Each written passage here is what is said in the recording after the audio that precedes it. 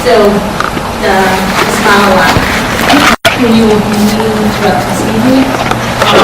And I'm very excited, we're very excited to be here in Jacksonville. We have been to Harrisburg was our start. We went to Denver, Colorado. We've gone to Boston.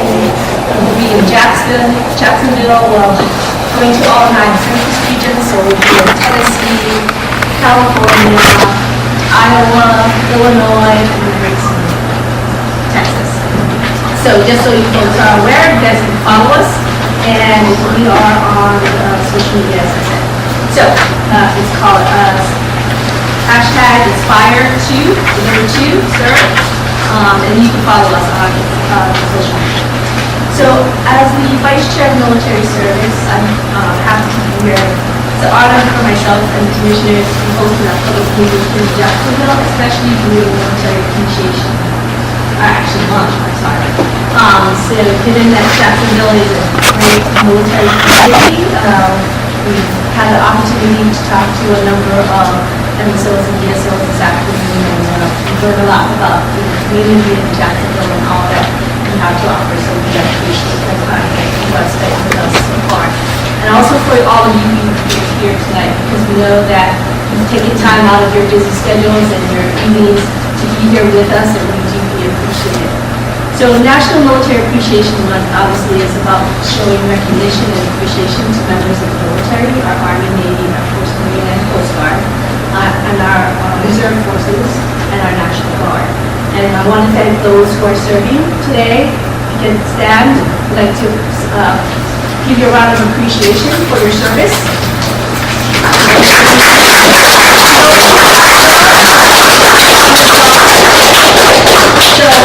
We have 3 speakers with us tonight and an overview of the commission that my commissioner colleague Barney will provide to you here at the meeting today.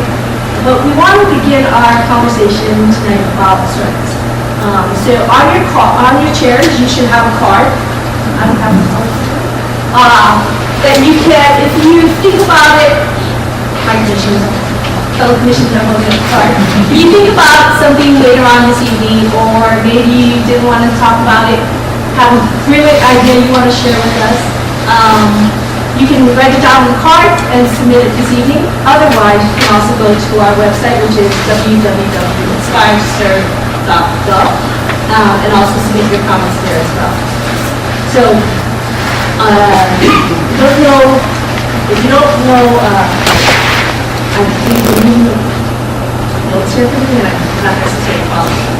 So, anyway, I would like to kick off this meeting tonight to introduce Mr. Harrison Connors, our Military Veteran Affairs and Veteran Service Supervisor of the City of Jacksonville. Thank you for being here this evening. As a Supervisor of Military Affairs and Veterans Department, Mr. Connors serves as Deputy Strategic Advisor to the Director of Matters related to Iraq, and serves as the City of Jacksonville's liaison with regional military base leadership. Additionally, Mr. Connors supervises the Jacksonville Veterans Resource and Education Center and Homeless Veterans Integration Program staff. Mr. Connors coordinates funding and initiatives with the Jaguar Foundation, as well as corporate and community financial development that funds all departments and special events associated Services Trust Fund. Mr. Connors also serves as representative to the Florida Defense Alliance, Florida Defense Support Task Force, and the Chamber of Commerce Military Issues Committee, and the liaison with the United States Navy on base encroachment protection efforts and with over 1,000 acres protected. That's a mouthful and a lot of responsibilities. So without further ado, Mr. Connors.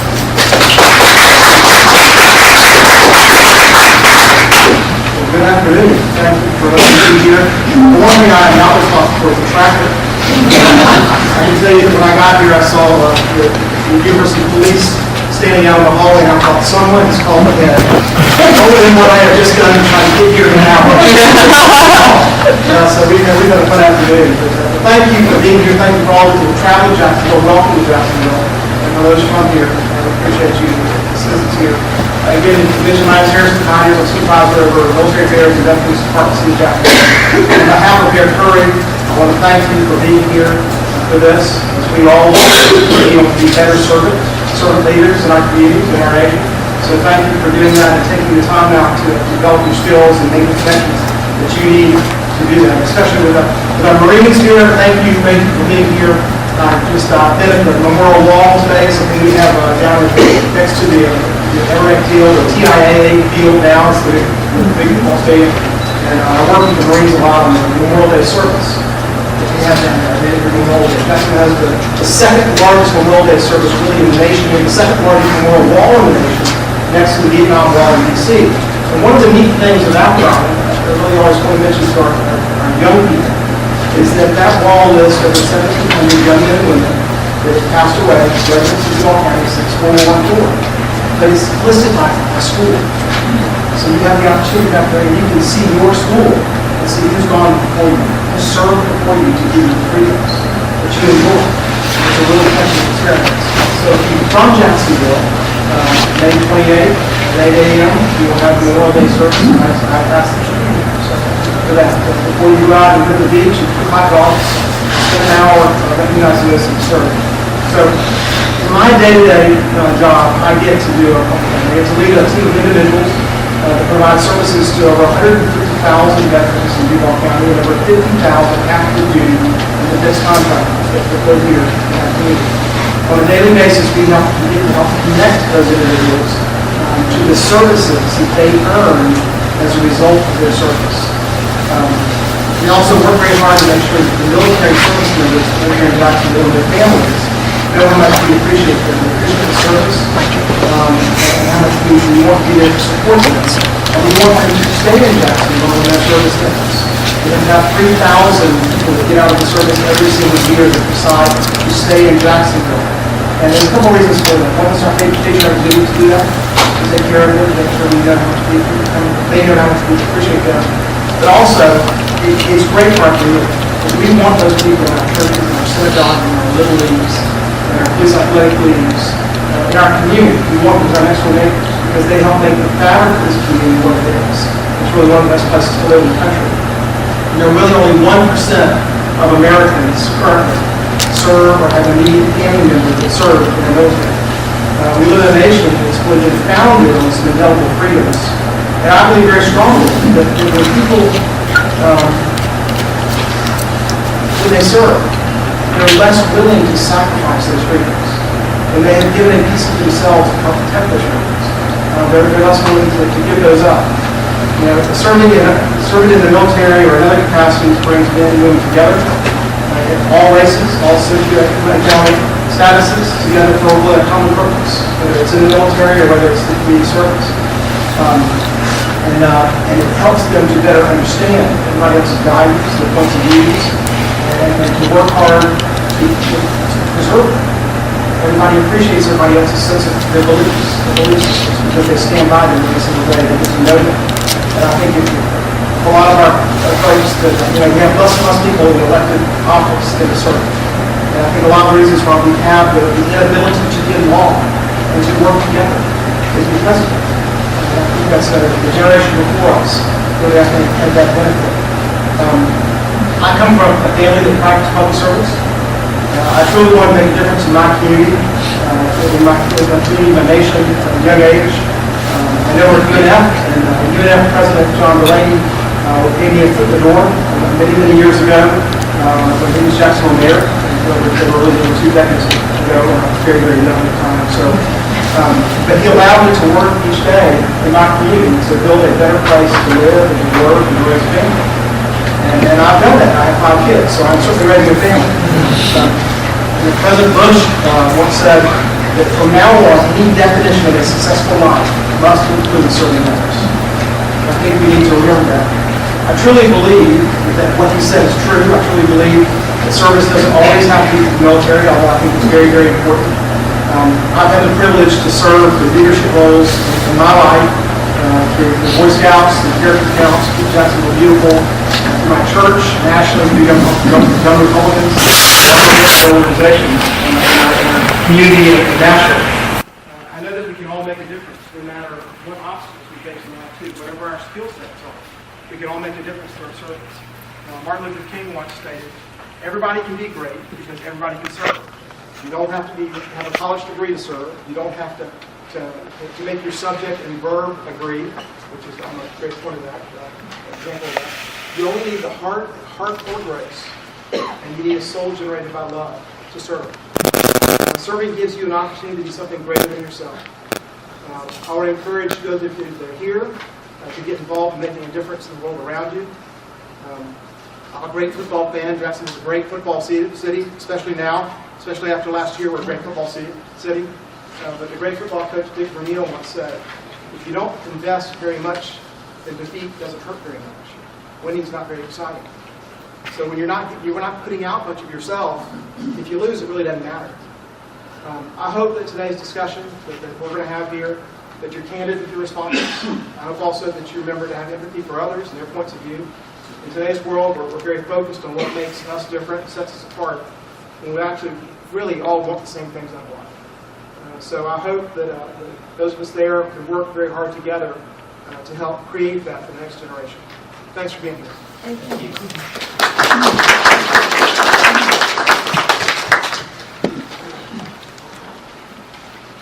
Next, we're thrilled to have Ms. Barr, Regional Director for Senator Bill Nelson. Senator Nelson began his public service career in 1972 with his election to the Florida legislature.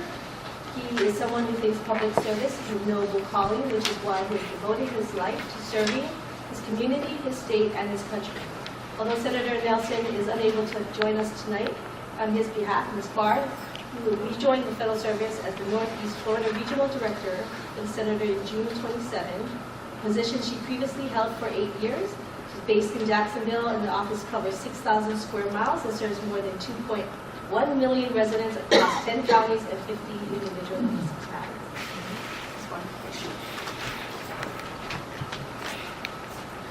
Thank you so much for having me be here. Much like Harrison, I too come from a family that has a basis in service. We're Army and Navy mixed in our family. Everything from grandparents, parents, my siblings. My dad was in Korea.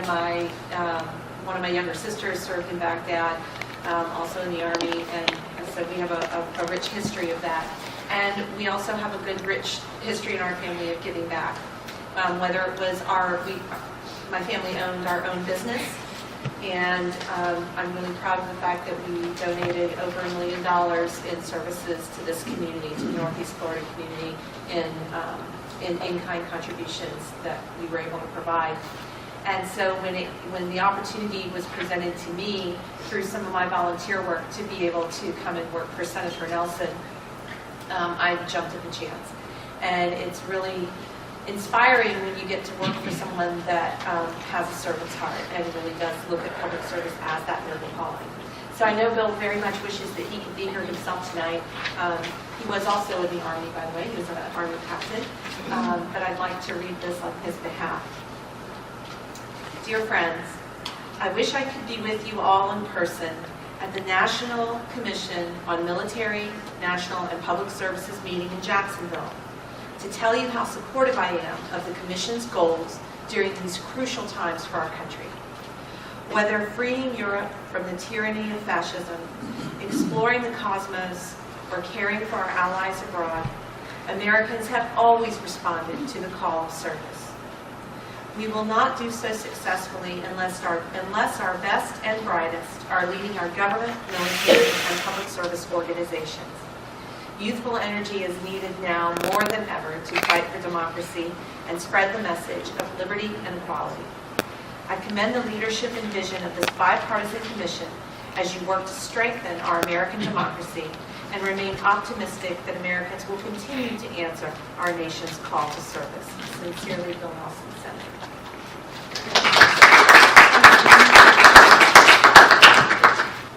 We are excited to have Mr. Bill Flipsick. He's Team Rubicon Jacksonville City Coordinator.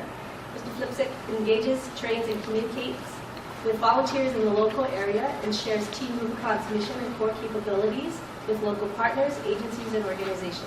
And before coming to Team Rubicon as the city coordinator, Mr. Flipsick spent 21 years in the Navy, specializing in voyage and operation planning within the United States Submarine Force.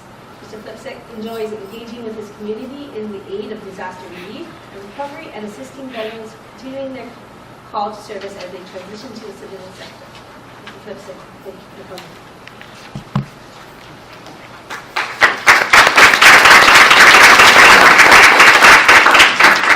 Good evening, everyone. Thank you for this opportunity. Thank you to the commissioners to come and visit and allow us to have that opportunity to come and talk and give our inputs today.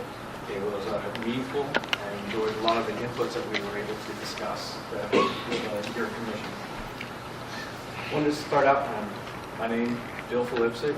I am a retired Navy chief, 21 years in the submarine force, and I have been at this position to Jacksonville, Florida, to enjoy the Sunshine State. Last tour was in Washington State, so we didn't really have as much sunshine up there as we do down here.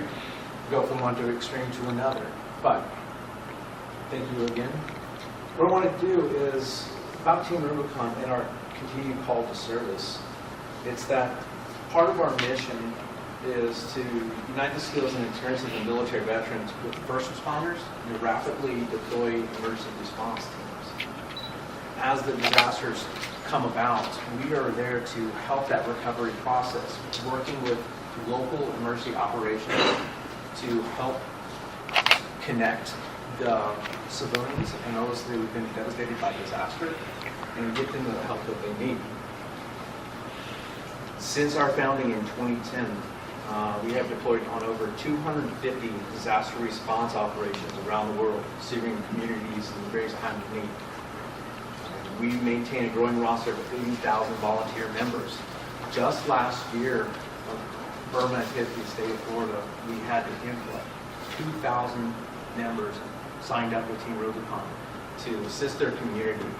Not only did we have them work with us, but we had them work with other organizations, because the main mission is that service to your community, to be able to get them recovered and go back on their normal lifestyle.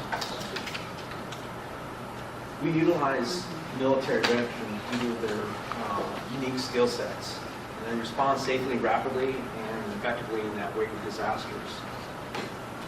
We also provide our veterans with 3 things that they lose after leaving the military: a purpose, getting through disaster response; a community built by serving with others; and identity, created by joining a new mission. A lot of times as we are veterans, we retire or we transition out. We miss that camaraderie, we miss that unity. What is it that we don't have anymore? It's when we have that unit, that division, whether you're on a ship, plane, helicopter, in a unit, a battalion, you miss that camaraderie, you miss that common sense of purpose. And so with us at Team Rubicon, you have that common sense of purpose where you're going out and you're helping each other. Now, we're not just a part of a we're not just a veteran organization. We also have first responders. And as we call it, we have kick-ass civilians that are involved in Team Rubicon. And that's a big part, because not everybody can join the service. Maybe they went to sign up and they found out that they had a heart murmur or something that prevented it. That doesn't mean that they don't have that call to service anymore. And so now what they do is they find organizations like ourselves that can come and they can work with people with that same mindset.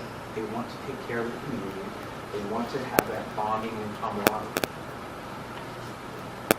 So what we do our business, between disaster operations, we engage our managers in training. We'll do service projects, and we'll do social events to build a stronger, more effective cadre of disaster response working moving forward. We like to talk about blue sky training. You know, at this time where everything's kind of settled down before the season starts to hit, that's when you can connect with one another. You can connect with the training to build those skill sets, to reach out to those that maybe at that time, that spur of the moment, you've got that adrenaline, I'm going to go out and help. And then maybe something happened at work and you couldn't do so. But now with things calm, we're able to connect with them and to host that training and make them prepared for that next disaster that hits. We do this by, we have adopted the FEMA's National Incident Management System. So that way, as we respond to our disasters, we have that common language. As you know, if some of you were to look us up and you take some of these courses, they have their own unique acronyms. And of course, federal, military, that's what we like to do. Normal language, not so much. So with that, it's able to teach each other how to communicate and how to work. So then when we respond and we're working with that emergency operations center, we can connect with them, we know how to operate, we know how to make that fluid transition over to assisting others. And the biggest thing of all that is promoting the reintegration and the gap between military and civilian life. That has always been a stigma. You see some of the news articles of veterans who lose their job to PTSD and make that permanent choice to something that they've been struggling with. This is where we do is we try to get them involved with other organizations such as ourselves and other communities. Because like I said, as this board is its national commission, military, national, public service. It doesn't just say you're military or you're national. Key word should be focused on is service. What is your passion? Maybe it's caring for children. Maybe it's for disasters like we do at Team Rubicon. Maybe it's the care for feeding and sheltering, so you work with another organization, the American Red Cross. But the service is where you feel your passion to help others. Call that continued service. And that's the biggest thing with this is as we transition to a new generation of veterans that have been in battle for 10 years. Now with the new cone, we still have those individuals that want that call. They want to go. Myself, it was part of my healing process. You have, as an assistant navigator in the submarine force, very small community, very unique skill sets. And it's like, hey, you get out of the military, write your resume. Okay, how many know of any submarines that navigate on a commercial basis? If you do, please let me know. Other than the Columbia Cartel, that one's not so good. It's inconsistent, and that's not good. Well, sinking in submarines are good, but coming back up was a problem. But transition that trail set with operations and planning, and in that with Team Rubicon, is finding your calling, your passion, and transitioning that over. And so for me, it was that was part of my healing process of getting involved with an organization because it was going to connect me to programs that help through the healing process, serve others that once I become able to support others, and it's empowered to work with other organizations like Team Rubicon. So that's the thing. We want to empower our veterans. We want to empower our community to continue that call to service. Whether we start off earlier in schools, whether in high school when they require the community service programs. That's where you can lay that foundation of getting people into the communities, getting them involved. And just last year, just this year alone, Team Rubicon has responded to 20 disasters in 2018. This is including the flooding in Hawaii, tornadoes in North Carolina and Alabama, and our recent storms in the Northeast. And we also have volunteers that have completed over 20,000 hours of disaster response training online and in person.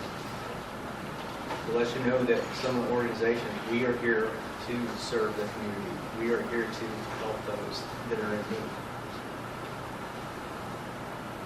What I would like to do then is discuss with the new part of our program is as we go into Hurricane Harvey being the new response and recovery program. Normally we were the ones that come in and then we would just help clean up, get their lives going again. But now with Team Rubicon, we're deployed over 1,800 volunteers in Texas in the ongoing relief effort. They cleaned up 972 homes. And right now, TR is partnering with the St. Bernard program to launch a long-term recovery pilot in support of Harvey-impacted communities. We're working to construct 100 homes in the Houston area by 2020.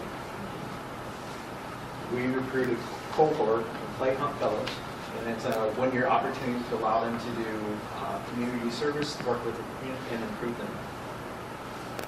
Since then, we've deployed 38 volunteers to this rebuild effort. The main goal, as I said, as organizations grow, as the needs arise, we become adaptable to the area that we're working in. And so as Team Rubicon, not only will we come in and help clean up, but we'll also come in and help you rebuild as well. Thank you.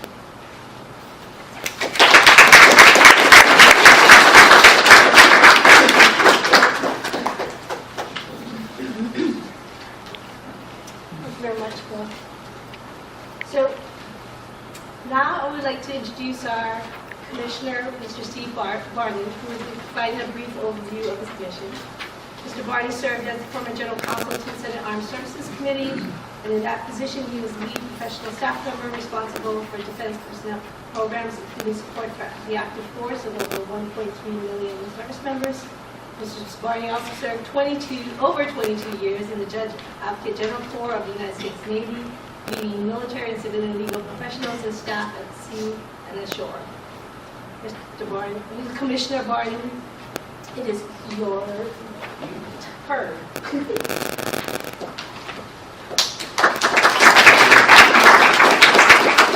And thank you, Deborah. That was very kind.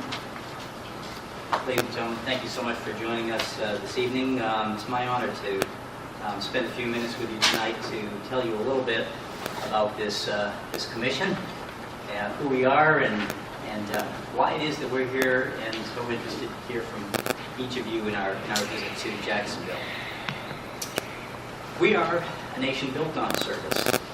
Volunteer service helped support America and its troops during the Revolutionary War. The 19th century saw the emergence of a widespread service efforts through religious groups, launching several important organizations like the YMCA, the American Red Cross, and the United Way. Service is part of our American character. We might even say it is a defining quality to our collective sense of civic responsibility and engagement of what it means to be an American. That service is part of Jacksonville.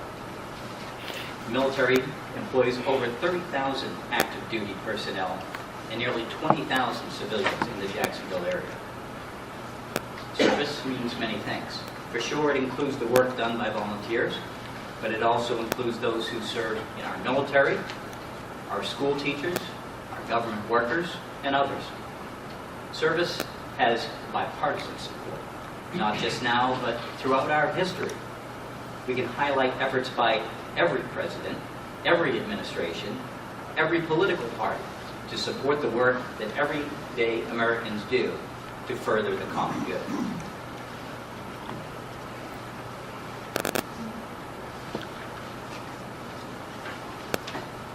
Early in the last century, President Teddy Roosevelt founded the Conservation Corps. President Hoover promoted service as a way to address poverty and other social conditions. Various national service programs helped to lead our nation out of the Great Depression in the 1930s. President Kennedy formed the Peace Corps. President Johnson, the VISTA program. President George H.W. Bush created the Points of Light Foundation to encourage volunteerism. President Clinton founded the Corporation for National and Community Service, which runs the AmeriCorps and Senior Corps programs. Following 9/11, President George W. Bush called upon all Americans to devote 2 years or 4,000 hours of volunteer service during their lifetimes. These are but a few examples.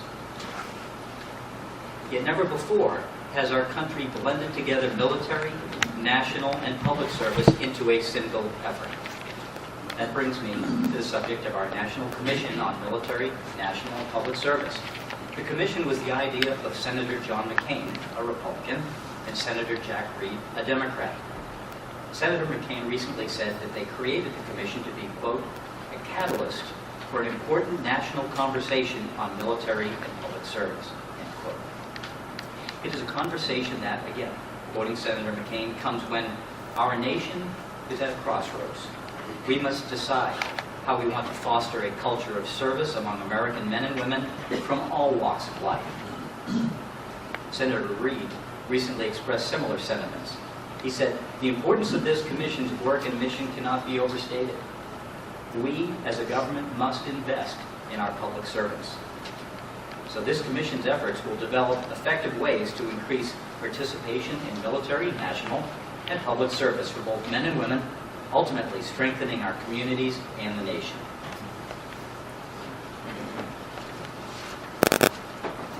We're indeed at a crossroads in our nation's history.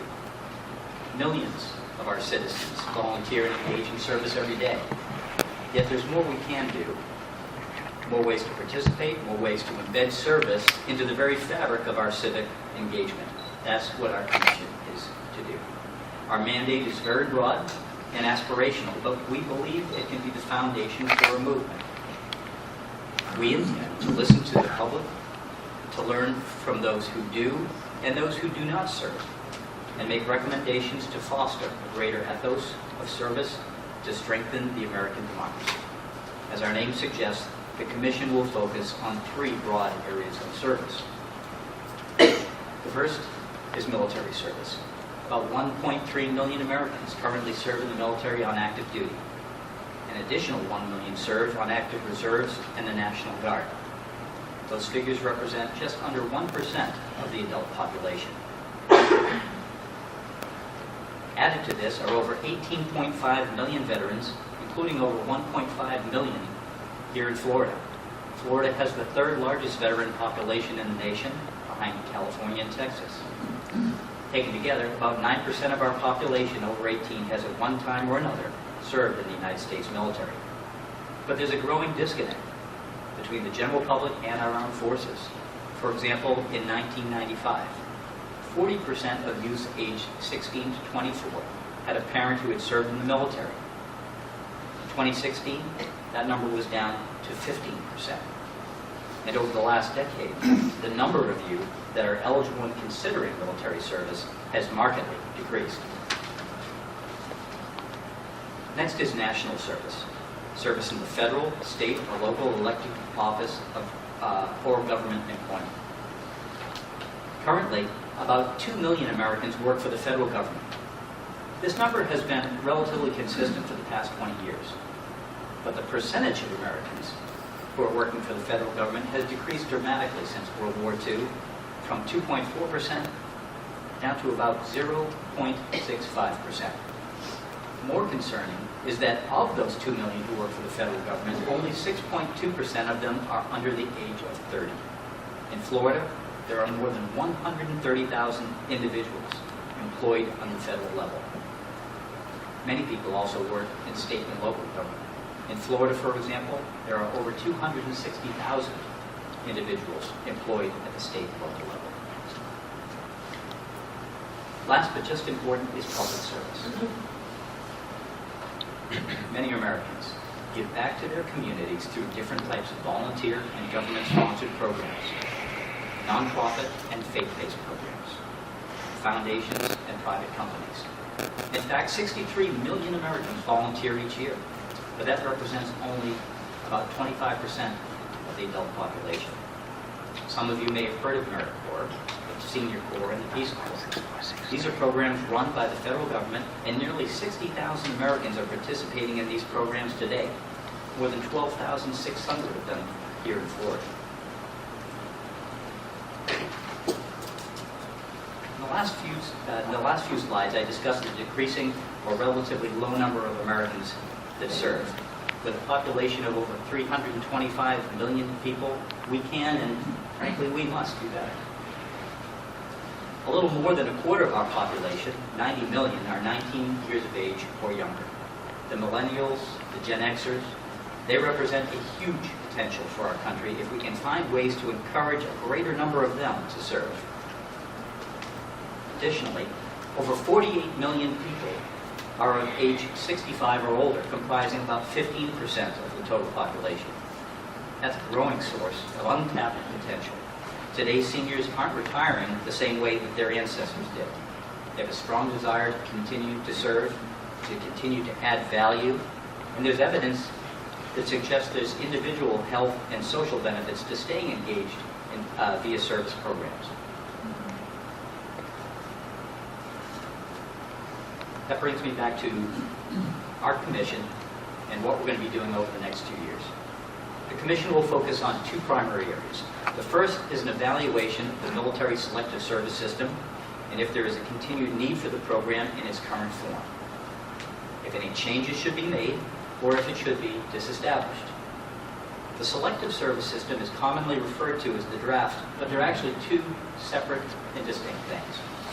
One is the registration of males required by law, males 18 to 25 years, in order to provide a ready pool of additional manpower to the United States Armed Forces in times of a national emergency. The other is the actual column, or the draft, of those within the pool. Registrations required by law, and there are penalties for failing to register. But it's also important to understand that currently there is no draft. In fact, the last military draft occurred in 1973. Congress would have to act to pass legislation authorizing a draft, and the President would have to sign it into law in order for a draft to commence.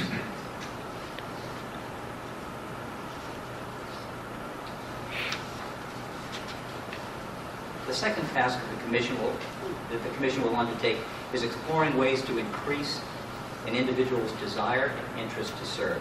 Congress asked us to consider all forms of service, including military, national, and public service, as I previously discussed. We're particularly interested in understanding how Americans feel about service. We want to hear from people who serve. Frankly, we want to hear from people who do not serve, from people who don't want to serve, perhaps they're unable to do so, and for people who really don't see a need or have a desire to serve.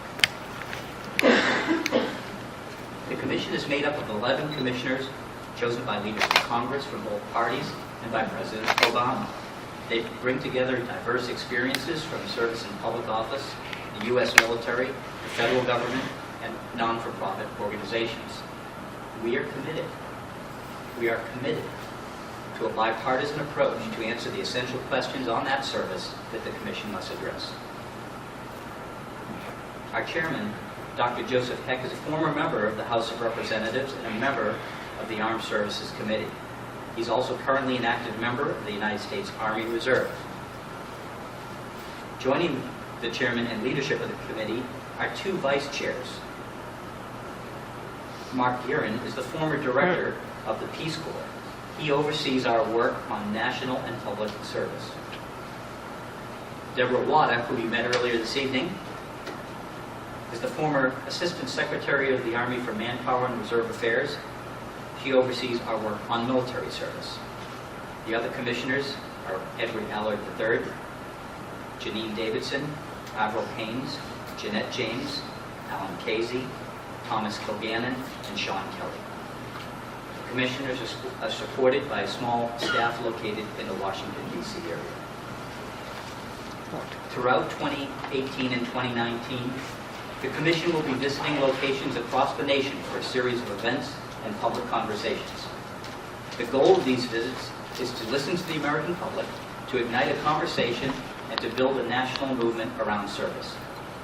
This is a big task, and we need your help. That's why we're here today.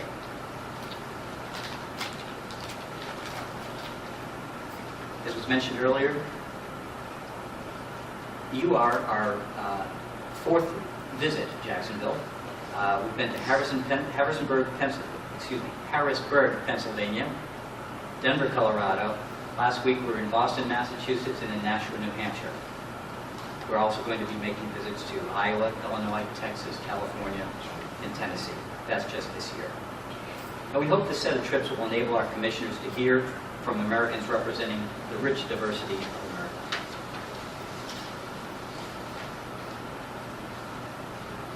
As part of our work, the Commission will explore a series of key questions.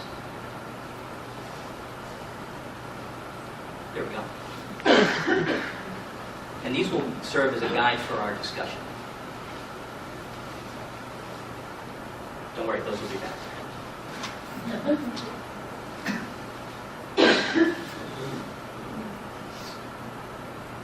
So we're encouraging the public to submit comments, thoughts, and ideas on any aspect of our Commission's mission. To stay informed on the latest news from the Commission via our website, www.inspiredtoserve.gov, social media channels including Facebook, Twitter, and Instagram at InspiredToServeUS. Also, we invite you to post photos from the day or live tweet during using the hashtag InspiredToServe. We're also continuing to encourage comments through the Federal Register. Any of the input that we receive from you will be gathered from the public via all the forums, and they'll be critical in shaping the Commission's recommendations.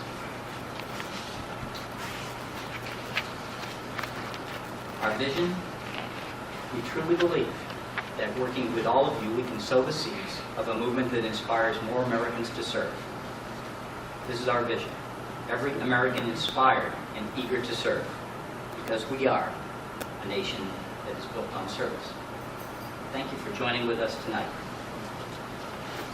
At this time, I'd like to turn the proceedings over to Commissioner Sean Skelly, who will open our comment and question and answer section. Ms. Skelly served as the former director of the Office of the Executive Secretariat at the United States Department of Transportation. She previously served 2.5 years as Special Assistant to the Undersecretary of Defense for Acquisition, Technology, and Logistics at the Department of Defense, as coordinator of the Department's Warfighter Senior Integration Group. Ms. Skelly served on active duty in the United States Navy for 20 years as a naval flight officer, retiring with the rank of commander, and received a Master in National Security and Strategic Studies from the United States Naval War College. Commissioner Skelly, all yours.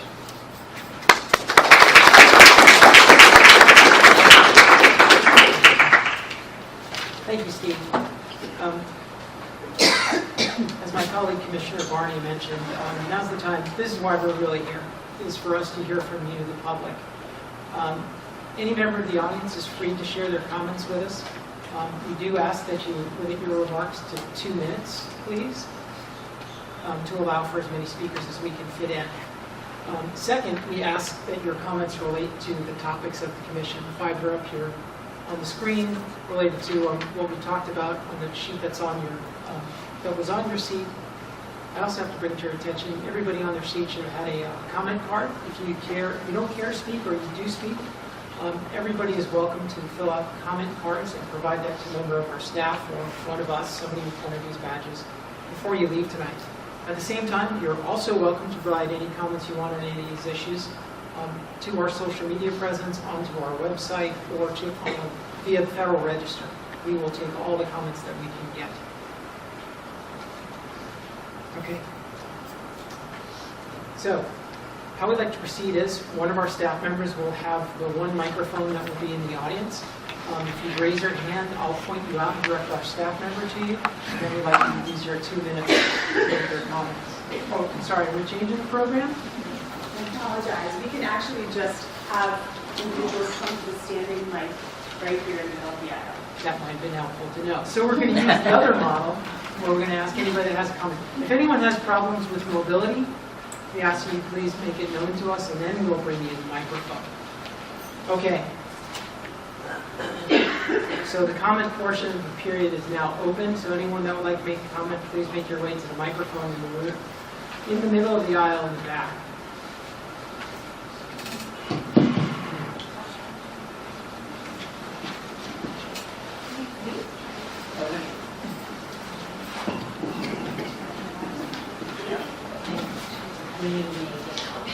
Way down.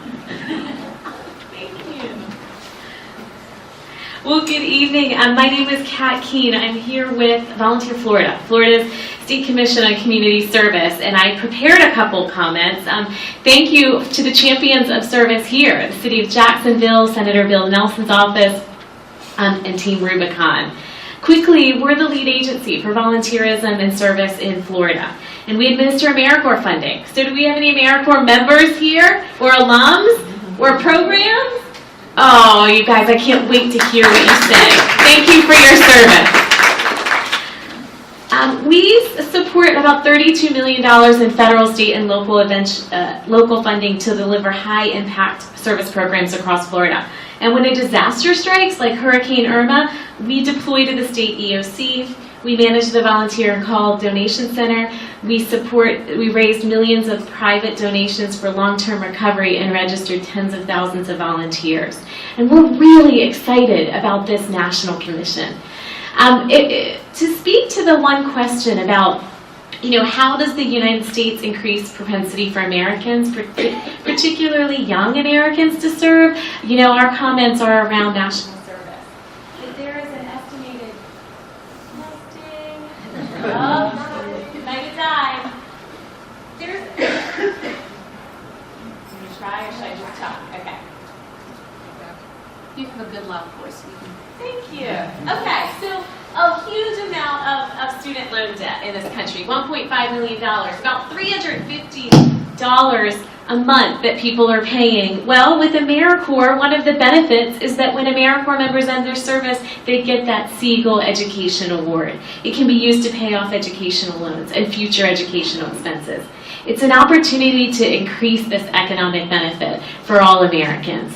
And when those young people, those 7 to 24-year-olds, the 71% of them that might not qualify for military service, we want them to serve their country domestically in AmeriCorps. So we encourage the Commission to think about expanding those opportunities to serve, the Pell Grant, the Education Award. And last but not least, I'll share that, like Commissioner Barney mentioned, I think service is a broad and inspirational vision for all of us. And by using that structure of the military to integrate AmeriCorps, expanding education awards for all Americans to continue to serve. So thank you for my time. Thank you.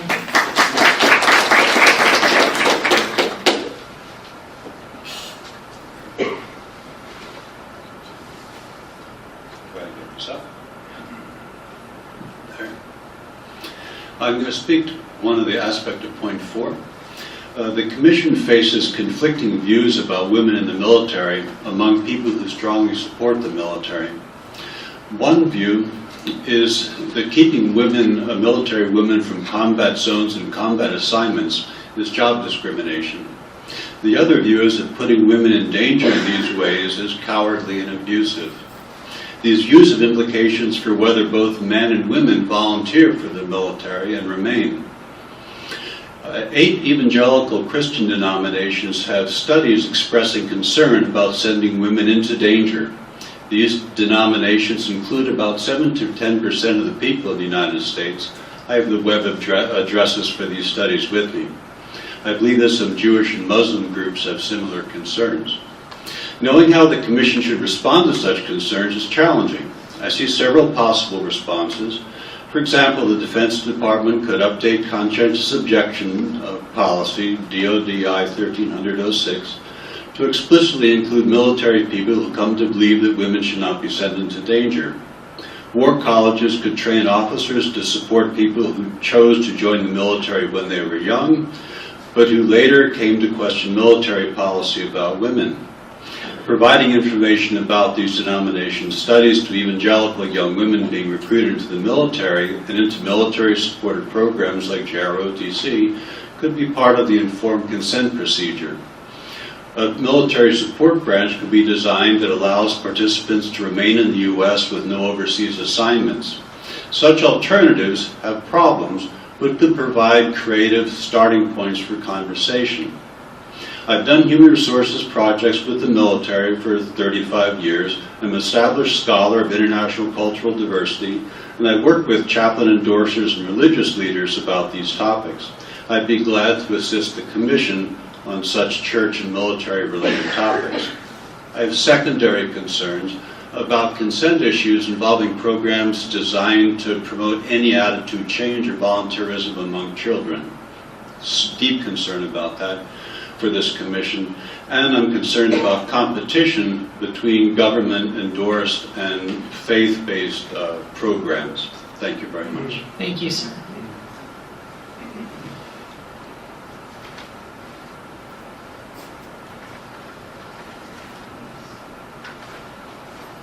Hi, good evening. My name is Rob Hanley. I'm currently the Community Relations Coordinator at Jacksonville University. I'm also a veteran and had the tremendous benefit of the GI Bill and also the vocational rehab program to pay for my master's and a portion of my doctorate.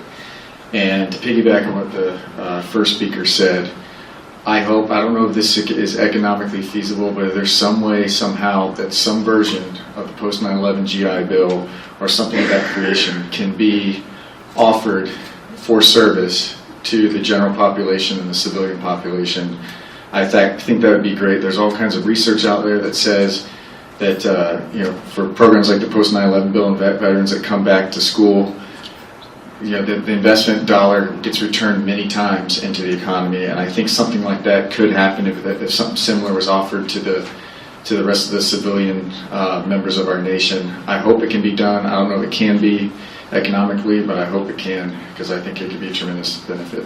Thank you. Thank you.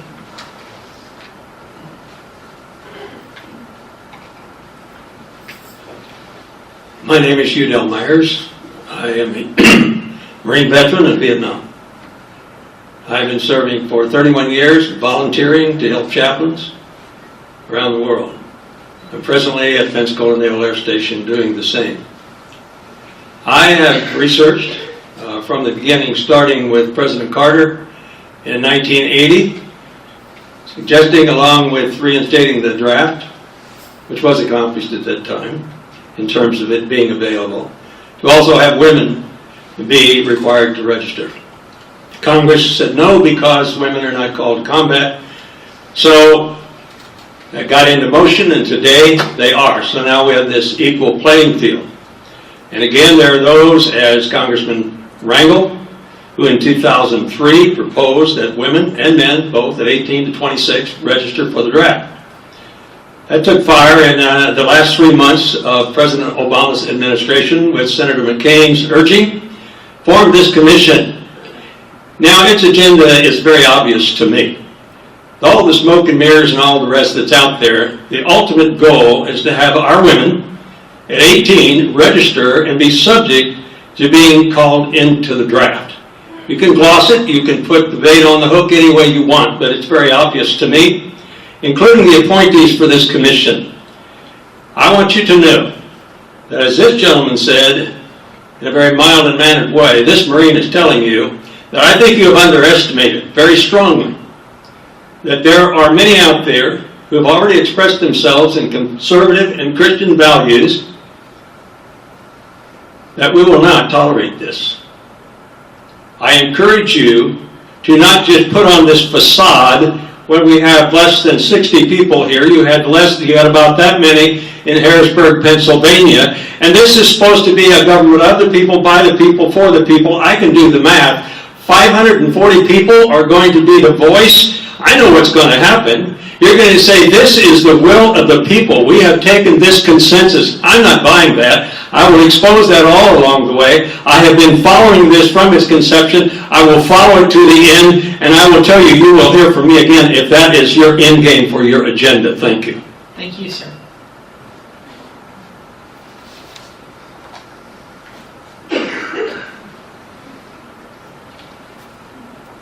Anyone else?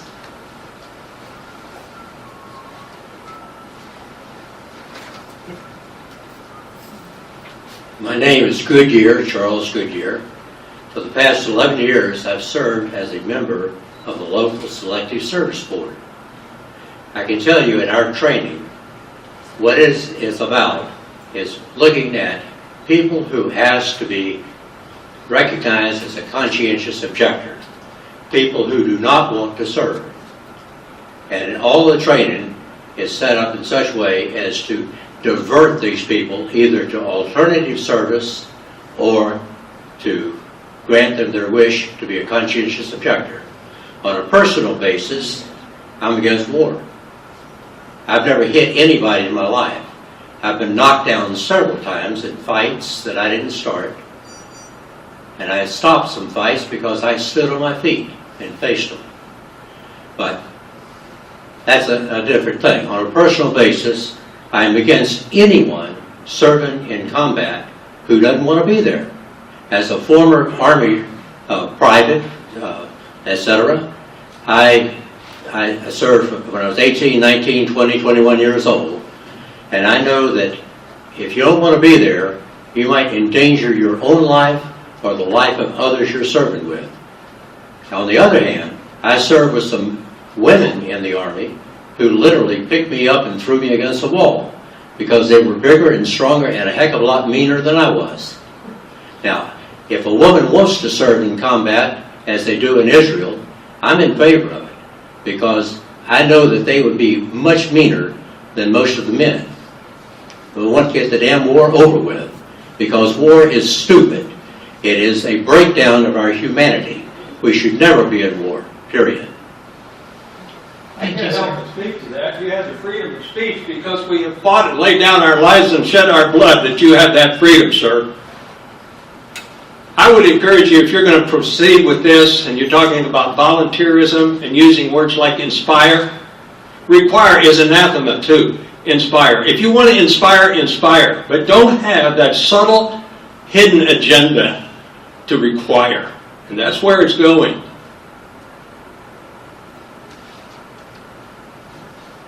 Does anyone else wish to make a comment? My name is Pierre Travis. I am currently an AmeriCorps Vista member here in Jacksonville at the ARC of Jacksonville. And I've also served in New Mexico with state AmeriCorps. And I feel like national service is an excellent opportunity. I feel like it isn't well known enough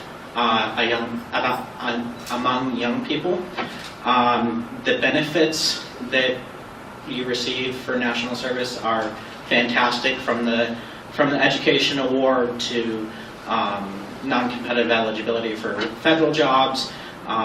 There are some universities that are even doubling the education award that AmeriCorps members receive, and with Peace Corps, there are universities that are offering specific scholarships and grants for those return volunteers.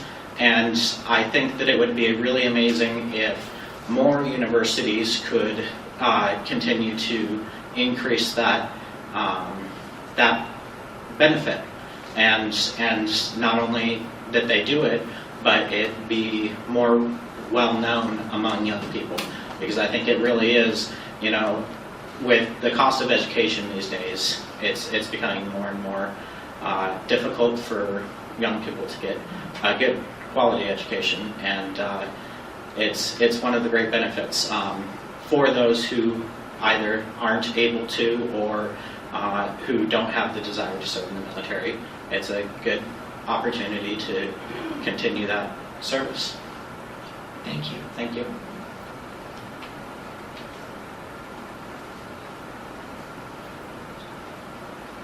Does anyone else wish to make a comment?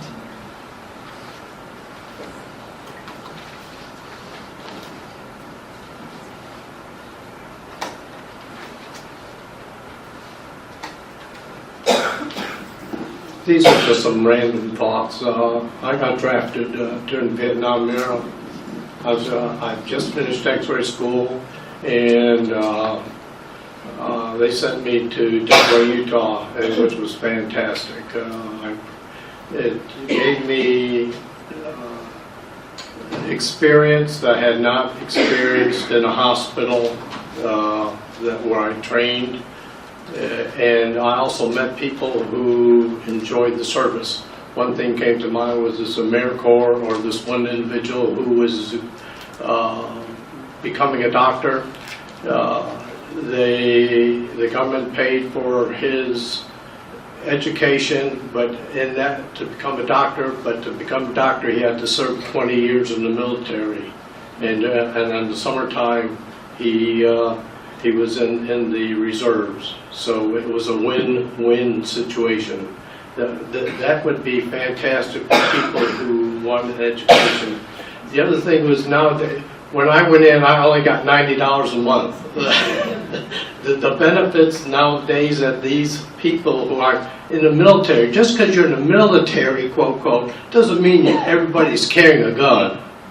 I mean, we just had a family member an acquaintance who just finished, graduated, she became a Marine, and she's going to be in the supply and distribution aspect of the Marine. Her dad was talking about, even though she's in the Marine, the financial benefits just blew me away what she's getting, you know. And I also have a family member. And I went to college on GI Bill after I got out, so it was, I appreciate and thank you for the government and all that. But I think the military, just because it doesn't mean you're carrying a gun and you're not in combat. That's it. Thank you, sir.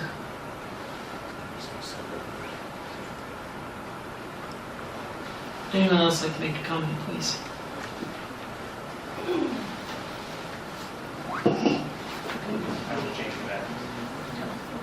Excuse us for a moment while the gentleman changes the battery.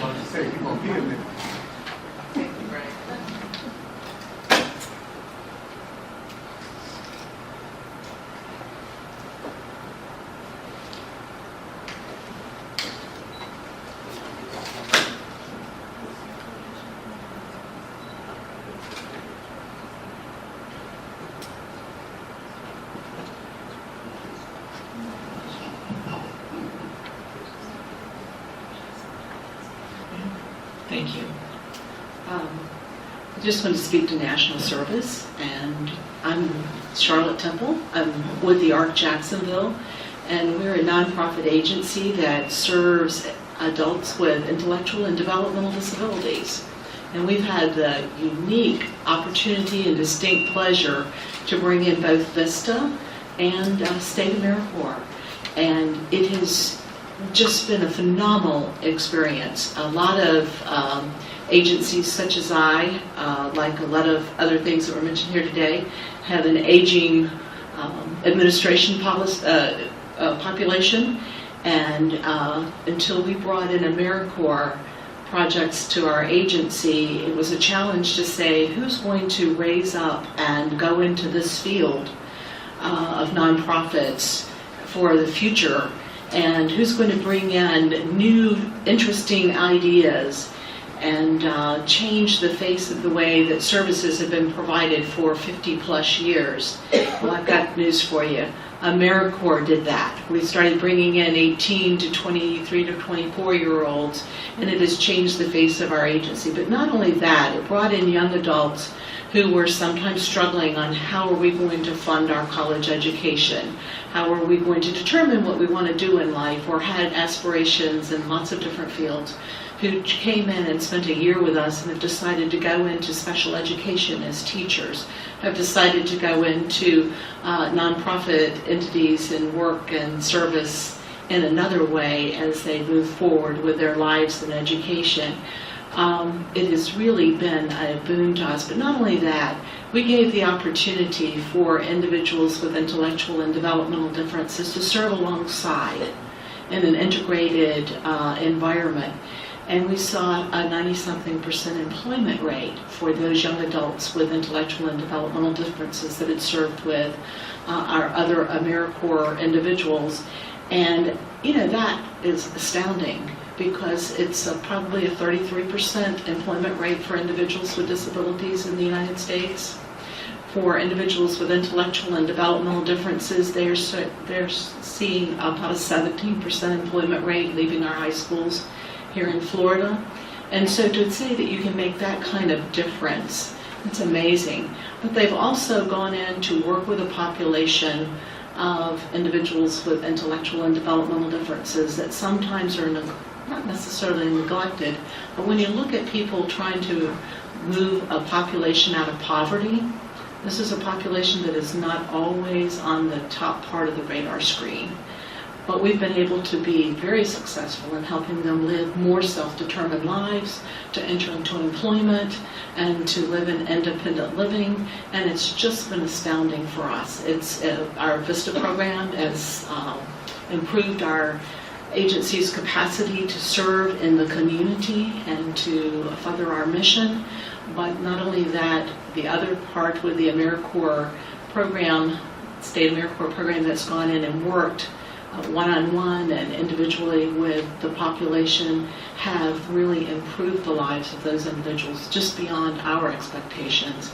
And if that could be moved across the United States and other places, the long-term impact on this population that really has been kind of like the last people to move forward would be astounding. But I appreciate your time. I appreciate what you're trying to do. And it's just one other little comment. I will say that most of the people that come to us, not always, they have to speak to themselves, have been involved in some kind of service.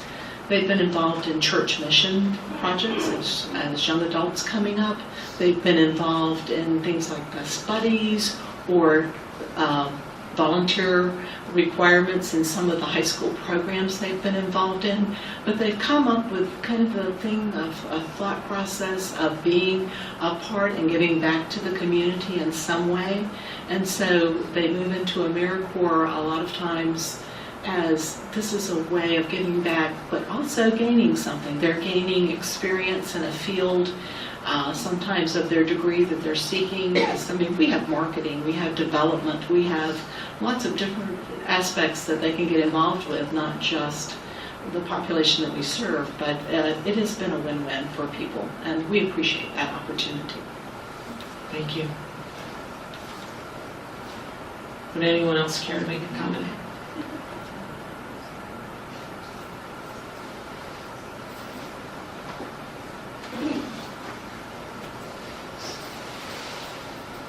Hi, everyone. I am a lowly high school guidance counselor, and I am the one who is trying to direct students into volunteerism, not because you get the Bright Future Scholarship or because you get a medal at the end of graduation, but it is, and I'm going to piggyback on what you're saying, it is such an opportunity for students who are 14 to 18 to understand and experience something different, something outside of their comfort zone. And so with that, what you think is your passion, and you become involved in it, let's say you're going to become the next internal medicine doctor, and so you go and you work in the hospital, and the minute you see blood, you faint. And so you have to move on now to your next passion. And so volunteerism is just, or stewardship, or whatever we want to call it, is so important for the development of 14 to 18-year-olds. I think if you can connect in any way with high schools, school boards, schools that are charter schools or private schools, any way that you can do that and offer different experiences for students, I think that you might be able to pick up a few more volunteers. Thank you. Does anyone else care to make a public comment on the microphone? I'll do one. My name is Howard Stevens. I'm a part of the selective board here in the Jacksonville area. I'm also a member of the fraternity Omega Psi Phi Fraternity Incorporated.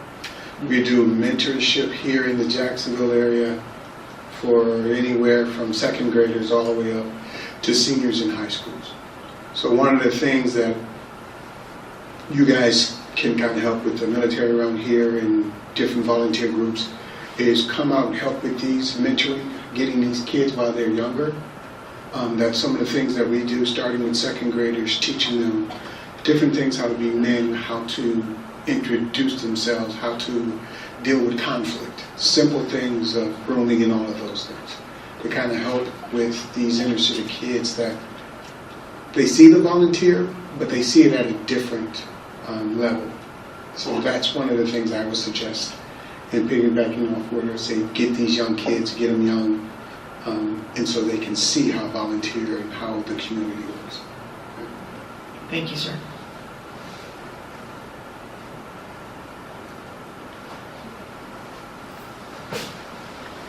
Microphone's open.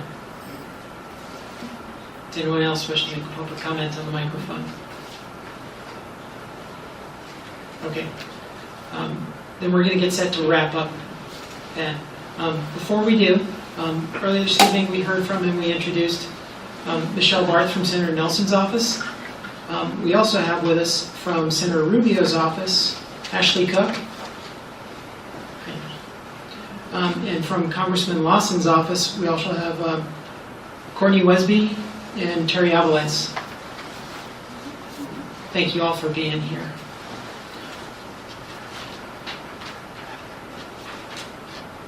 So thank you all very much for coming and sharing your thoughts with us. I would encourage you again, we have the Federal Register, we have our website. If this thing works. We have our website with our social media sites there. Feel free to use those. You can use the comment cards, or you can provide a comment to any member of the commissioner staff. We have these badges on. Standing up in the back is Ms. Annie Rowan, who will collect cards on the way out. Thank you all very much for attending and providing us your thoughts tonight. Please drive safely on your way home.